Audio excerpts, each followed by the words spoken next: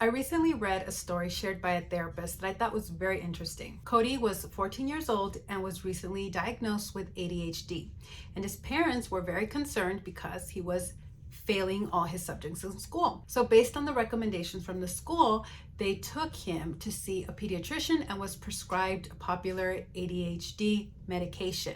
And in general was a lot calmer compared to the days where he forgot his pill. However, he was still failing all of his classes. So that's when the school recommended they go see a therapist. Now, the therapist had permission from the parents to go and talk to the teachers to see what the problem was. And the therapist learned that the teachers did, in fact, give Cody a lot of extra accommodations. They sat him in the very front row so that they could minimize any distractions. They gave him more time to complete all of the schoolwork. And they also had to sign every day his homework book, ensuring that Cody, in fact, did know what his assignment was.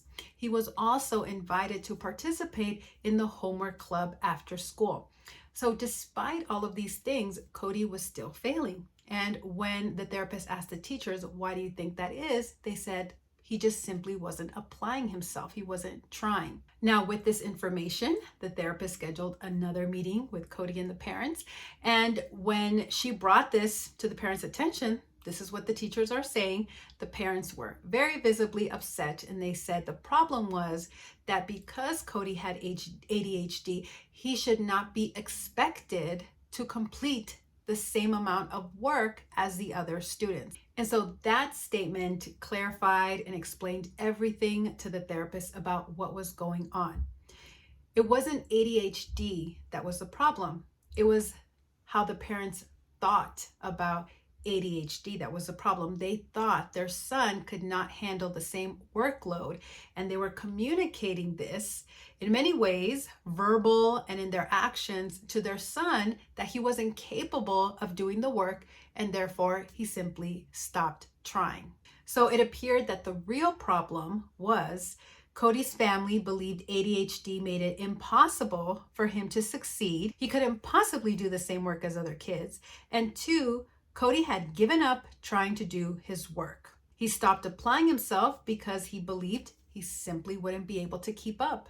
That was the issue. Those were the two issues. So the three biggest issues that had to be addressed in the treatment was, one, Cody's parents had to support his education. The real change needed to start in the home. Two, the family needed a proper education on ADHD, and they needed to learn how to help Cody manage his symptoms. And three, Cody had to view himself as capable of success. He needed to understand that this was not a roadblock to his success. So part of that treatment for number three is something that I think is very much sort of like NLP modeling, neuro-linguistic programming. And that's to find somebody, just find a role model, somebody who has been there, done that. And so the therapist showed Cody several examples of athletes, successful people that had ADHD, and despite it, were still able to achieve their goals, their dreams, and be very successful. And this was very eye-opening for Cody. Like, wow, if they could do it, I could do it. It was very inspirational for him. And his parents became more invested in helping him do the work to get actually caught up.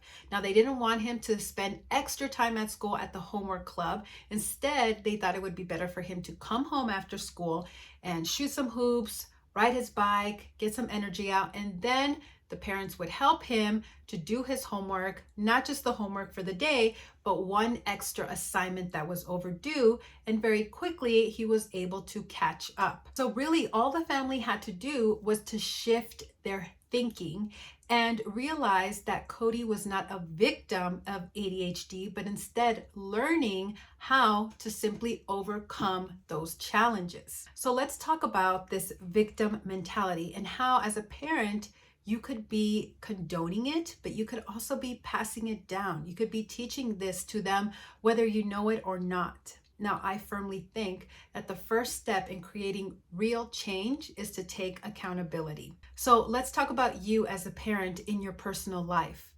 Do you think someone else or some unfortunate circumstances prevent you from being your best? Do you think other people are generally luckier and more fortunate than you are? While certain situations may work for other people, your problems are exceptional. Or do you spend a lot of time complaining about other people's behavior and how it affects you? And do you believe that nothing ever goes right in your life? Now, that's you personally, but let's talk about you as far as your parenting life. Do you make excuses for your child's failures or shortcomings? Do you feel sorry for your child? Do you spend more time talking to your child about problems than solutions? And do you think your child is helpless sometimes? So let's talk about why parents raise a child with a victim mentality. See, Cody's parents, I'm sure, had very good intentions. They thought they were advocating for him by trying to lessen his workload. But in fact, what that did was communicate to Cody that he was a victim of his circumstances and that he couldn't do the same amount of work as his peers. Now, even if your child doesn't have ADHD or any other diagnosis like that, I still would invite you to examine how you react and what lessons you're teaching whenever your child faces a hardship or a challenge, because they will. Now, I think it's very interesting how sociologists have talked about how culture dictates how we react to offenses, injustices, things like that. In an honor culture, like in the Wild West or in the modern day gangs, physical aggression is often used. In a dignity culture, like the 20th century West, most people respond to minor offenses quickly, and minor offenses may lead to the aggrieved person to cut off a relationship, and a major offense could lead to a call to the police so that the matter can be resolved by authorities. However, in today's culture, people complain to third parties over minor offenses. They advertise their oppression and demand assistance each time they feel offended. Then they try to gain a support for their cause by claiming the minor offense they experienced as part of a much bigger cultural problem. And of course, no doubt, social media is a big tool when it comes to this mission. Now, you should know that a victim mentality can be inherited by a parent, and maybe the parent didn't intend so, but just saying things like, oh, you just can't get ahead, it's always the man putting you down no matter what's the bother, why even try? These subtle things can kind of train a child to feel like they're helpless. So here are some things as a parent you might be doing to pass down this victim mentality. Number one is role modeling, saying things like, why do these things always have to happen to me? Number two is feeling sorry for your child. Sometimes parents secretly feel sorry for a child who has a disability or has endured traumatic circumstances. But pitying your child, even when it's never openly discussed, teaches your child he's a victim. Number three, underestimating a child's capabilities. In general, you're focusing on what your child can't do rather than what they can. This can lead to a victim mentality. And last but not least, refusing to watch a child struggle. Now, this is a big one when it comes to homeschooling, especially a self-teaching methodology like the Robinson curriculum, where they are sort of teaching themselves and they have to struggle through some things sometimes. This is, I think, sometimes harder for the parents than it is for the kids. Watching a child grow frustrated by their inability to do something is tough, but rescuing your child at the first sign of a struggle teaches them that they must depend on others to do things for them. And this is why, again, with homeschooling, they are dependent on you as the teacher. And keep in mind that raising a child with a victim mentality can turn into victimization. It can sort of become a self-fulfilling prophecy. For example, if you got bullied in school and you constantly talk about those experiences to your children, saying, I remember this and I was bullied for this and picked on, and nobody ever did anything to stop it. The teachers didn't care. It was pointless to say anything. My parents didn't care. Nobody spoke up for me, etc. Right? So then, right, the story that I read about this, then the children start going to school and they start to get made fun of, picked on, teased. And so because they kept thinking about all their mother's stories, they thought, Well, it's pointless to say anything. Why bother saying anything? Nobody's going to do anything about it.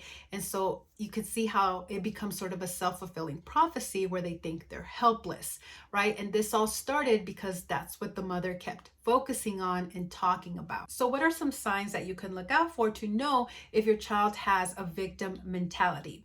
Number one, pity parties. A child with a victim mentality may insist that no one likes him, or he might say he'll never be able to pass a math lesson. Rather than look for solutions, they'll stay focused on the problem. They will likely complain, sulk, and mope as they sit around feeling sorry for themselves. Number two, focusing on the negative. It's hard to see the good in the world when you have a victim mentality. Number three, misinterpreting events, or I like to think of this as reframing things in a negative light. When someone is kind or when something good happens, kids with the victim mentality are suspicious. Your child might say, he wasn't actually being nice when he said that.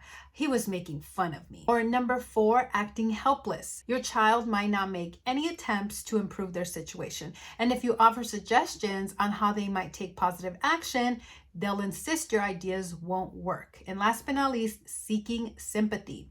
Your child may work hard to make sure others view them as a victim. And I think if you're a well-seasoned mom and you've sort of been around the mommy groups and things like that, you'll recognize this, that there is always that one person, it seems like, who is just constantly complaining about their circumstances, and no matter what sort of advice you offer them, they dismiss it. It could never work for them, or they tried it and it didn't work. And in general, just being a victim of their circumstances, and there seems to always be something going on, right? And I don't mean to be harsh here, because I understand that, again, this is something that can be passed down from parents or some kind of trauma that they've experienced, that they are this way. But in general, I'm just saying, that being around this type of person is very, very draining. And it could lead, again, sort of a self-fulfilling prophecy where they think, oh, nobody wants to be my friend. Nobody wants to invite me or be around me. But again, it's sort of because it's so draining on the other person, and they feel like, what's the point? Anytime I try to help out, it doesn't work. And you're just hearing about someone, explaining how they're a victim to their circumstances and not being proactive. So what I'm saying is, you don't want your kids to turn out this way. This can be a learned behavior, something that you teach them, whether you realize it or not. So you want to be instead a good role model when it comes to this, a positive role model. And here are some suggestions. Number one is be positive. Be aware of how much you complain about other people and circumstances. Offer more positive statements than negative ones. This is how your child will come to view the world they live in. Number two, resist the urge to vent. Yes, I know as women, we think sometimes, venting can be very helpful. However, I think it does more harm than good, both for the listener and the speaker. So while yes, it can be helpful to process your emotions, make sure you aren't unleashing your negativity on your family on a daily basis. Number three, create positive change. Show your child that you can make a difference in the world, or at least in someone's world. Perform acts of kindness together. Help other people. Teach your child that everyone has the ability to make the world a better place. And last but not least, be assertive. If someone cuts in front of you in line, speak up politely. Or one of my favorite things to do when I see someone really upset and kind of lashing out at me, maybe it's a customer service representative, is just to call them out on it, but in a nice way. Just ask them, are you having a bad day today? You seem like you're really upset or angry. This little thing, this genuine question, often can just throw the whole conversation on its head, and things can really go in your favor. And when you see your child complaining about something, help them to focus on the things that they can control. Ask them questions such as, what can you control in the situation? What are your choices? What kind of attitude are you going to choose? Now, one of the great things that this therapist talked about was the difference between true thoughts and blue thoughts. So let's take a look at that. B is for blaming everyone else. Maybe it's your fault as the homeschooling parent, their lack of progress. So instead, what you want to focus on is talking about responsibility. Ask questions like, is it really all my fault or the teacher's fault? L is for looking for bad news. So kids with the victim mentality screen out all the good things and they're just focused on the bad. So instead, what you want to do is help them point out the good. When your child insists nothing good happens, take a moment to point out the positive. You can ask a question like, well, did you have fun before it started raining? Help them see that good things happen even during the toughest days. U is for unhappy guessing. So a victim mentality leads to making these catastrophic predictions, thinking something like, I'm going to fail my test tomorrow. So instead, encourage your child to take action. Ask them, what can you do to prevent that from happening? If it's something that they have no control over, like they're predicting that it's going to rain, then help them think about how they'll cope when they face those difficulties. E is for exaggeratedly negative. It's easy for kids to let their imaginations get the best of them, especially when they're upset. A child who thinks of themselves as a victim might say things like, well, everybody in the group is mad at me, after having an argument maybe with just one or two friends. So instead, teach them to look for exceptions. When your child insists things never go right or she's always in trouble, this is what we call an NLP deletion or distortion. Help them find exceptions to the rule. Say something like, well, what's one time when things did go right? So talk about these things, and when you see your child feel sorry for themselves, ask them, is this a blue thought or a true thought? Now, the following I think is incredibly important, and this is where parents can make the greatest impact. When a child has that sort of victim mentality, they often fall into two extreme camps. Either every time someone offends them or someone upsets them, they cry out about the injustices, or they never speak up and never say anything because they think it's pointless, why bother, that extreme. So it's usually one of those two extremes. Now, there are times when it is necessary to speak out against an authoritative figure, but there are also times when it's better to remain respectfully silent. And knowing the difference between those two is a very sophisticated skill. And so it's up to you as the parent to help them with this, teach them this. Talk about some different scenarios and offer your insights, and talk about the pros and the cons of speaking up or remaining silent in each situation. So here are some examples to get you started. An umpire making a call you disagree with. A child is calling another kid names on the playground. Someone shares an inappropriate joke on social media. A friend borrows something from you and doesn't give it back. A coach yells at you because you're not paying attention in the game. And a friend says only certain types of kids can sit with them at the lunch table. Now, something else that sounds very simple, but it's very big that you could do as a parent is to just give them lots of free time to play. Kids today are just very overscheduled, constant supervision and everything that they do, and they need some time to just free play. Obviously, you want them to be safe, you want to keep an eye on them, but be careful with constant adult management. And what I mean by that is too much adult intervention fuels a victim mentality. So rather than to learn how to negotiate, create rules, follow social norms as a group, kids automatically turn to an adult as the referee at the first sign of a disagreement. So don't hover when they're playing with their friends. Don't rush in to intervene every time there's a hint of trouble. Give them an opportunity to practice resolving conflict on their own. Now, obviously, there are times when clearly you need to get involved, but there are other times when your child will figure things out on their own, when adults aren't there to make sure everything is always fair. Now, maybe you're thinking, what about teenagers? What about older kids? So I'm going to share with you now some tips for each age group, starting with preschoolers. So at this age, it's really beneficial to give them choices. Now, make sure, of course, that the choices, whatever the outcome is, you're comfortable, you're fine with each one.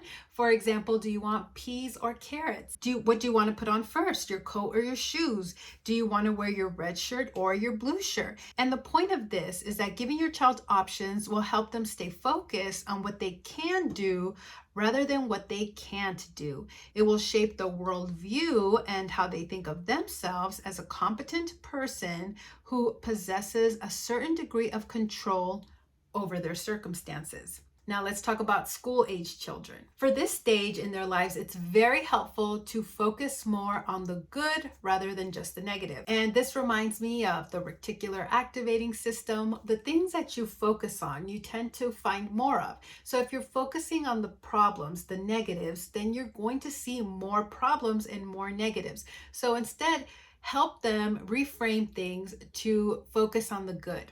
Ask them questions such as, what's one good thing that could come out of this? Or what's a positive way to look at the situation? How could you look on the bright side even when something like this happens? And how this helps is that a child who is able to recognize a silver lining in tough circumstances is less likely to view themselves as a victim.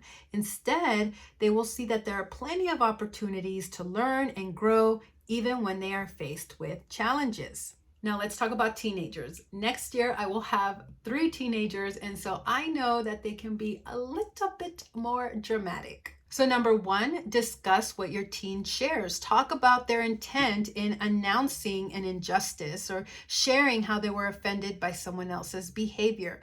2, talk about the herd mentality. This is very important. Joining forces with friends, sharing memes, or using specific hashtags that indicate they're a victim without thinking about what that really means could be damaging to their reputation and to their future. And I know for a lot of adults my age, this is not something we grew up with, that we had to worry about. But realize that this is sort of the world that your kids are living in, and you do have to have these conversations, whether they have a phone or not. Encourage your teen to avoid complaining, gossiping, and judging in general, but especially online. Make sure your teen knows that their words are powerful and they can influence how other people perceive themselves and their circumstances. And I always like to use the power of books or real life examples, again, as sort of a modeling and showing what can be, such as a great example is Jim Abbott. Even though he was born without a right hand, by age of 21, he'd won a gold medal in the 1988 Olympics. He was also drafted by the California Angels without ever playing a single game in the minor leagues. He spent 10 years in the major leagues where he won 87 games, including a dramatic no-hitter. Now, Abbott's parents acknowledged the extra challenges he faced without a right hand, but they taught him that he could overcome those challenges.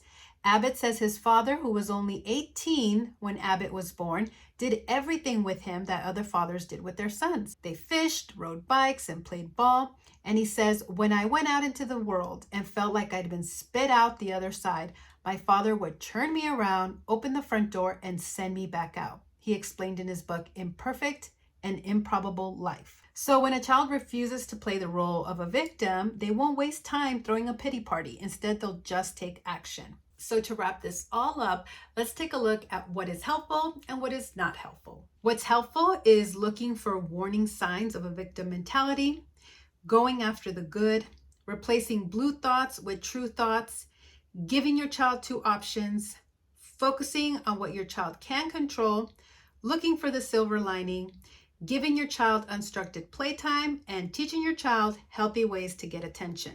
What's not helpful? Feeling sorry for your child, attending your child's pity parties, rewarding your children for being a victim, such as every time something happens in their lives or they're sad or they're feeling bad, and you reward them with maybe their favorite meal to make them feel better. This is sort of creating an anchor. Or minimizing your child's feelings, pointing out the negative more than the positive. And it's also not helpful underestimating your child's capabilities. Now, if you enjoyed this type of video, this is based off the book 13 Things Mentally Strong Parents Don't Do. And the first one is raise their children with that victim mentality. Now, the reason why I wanted to do this one thing, that parents don't condone a victim mentality, is because this is really important when it comes to homeschooling. Oftentimes, parents will take kids out of public school, and rightly so for whatever reasons.